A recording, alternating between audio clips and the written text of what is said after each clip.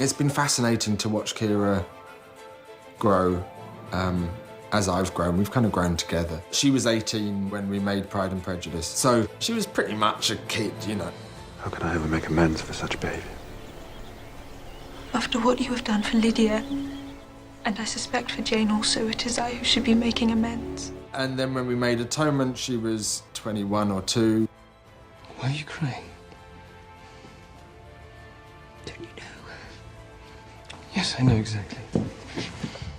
And now, as she matures, she's become this incredibly strong woman and utterly fearless as well. It was those qualities that I really wanted to bring to the screen in this film. The whole process of this has been completely different from any other of the films that me and Joe have done together. Before, he was basing it in reality, and so the homework would have been to go away and really look at the period and what was going on politically, socially at that time period. So we did that for both Pride and Prejudice and for Atonement. In casting Anna, there were no choices. There was just one place to go, and that was to Keira Knightley. I remember the book as being just incredibly romantic. That's what I love so much about her. Dance with me. I'm not used to being spoken to like that by a man I met once at a railway station. She's wonderful to work with. She has a real calmness on set. She has a serenity that she's lovely to be around. She obviously has a very good relationship with Joe and has, worked with him several times. I think he's a sensational director, and the opportunity to work with somebody like Joe is something that doesn't come around every day, so you've kind of got to go for it.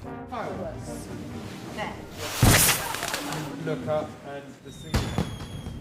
She works so hard. That incredible attention to detail. I learned a lot from the way that she prepares, She dissected that book. She'd remember, that scene is like that one in the book where she's feeling paranoia. I don't want to hear any more about a divorce or think about it. And she could break it down really, really well. And it's great to have that tool and have that in the back of your mind, that you're so confident and aware of what you're coming into. You behaved badly. Very badly. Watching Keira on set, she's like a Zen monk. Because she would sit between takes, completely focused, completely concentrated, oblivious of what was going on around her in the pell-mell of production. Steva!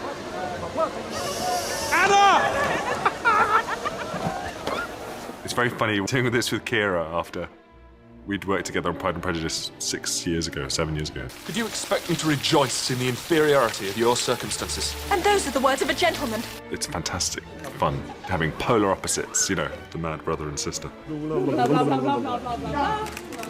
She's so totally mesmerising, which is what Anna Karenina is. In a room full of people, that your eye is going to be drawn to her. Since the first day I met her, she's just happy, and she brings a lot of warmth every day here on set.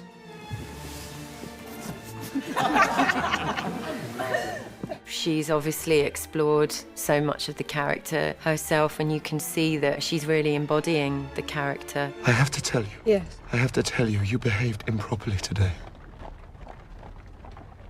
She knows this book inside out. She knows the character inside out. So we're just trying to find and help her make Anna look the way she envisaged her. I think she's best in Joe's movies, is they know each other very well. Keira in real life is one of the most likeable people you've ever met.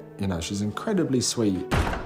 And yet, when she's on screen, she understands the darker places that some of us can go to. And that was definitely necessary for Anna. I think the biggest thing for me in playing her was actually accepting that she's an anti-hero as much as a hero, and accepting that there is a judgment in the piece of her actions, and it isn't necessarily a positive one. Do your mother want you to marry the widow or the child?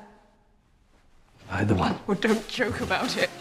I think ultimately everybody understands her, and even in her madness, you understand how she's got there, and you love her for it, and you care about her for it. But that doesn't mean that the behaviour is always nice or innocent, because it isn't. Do you think my husband will make you a present of me? Leave him.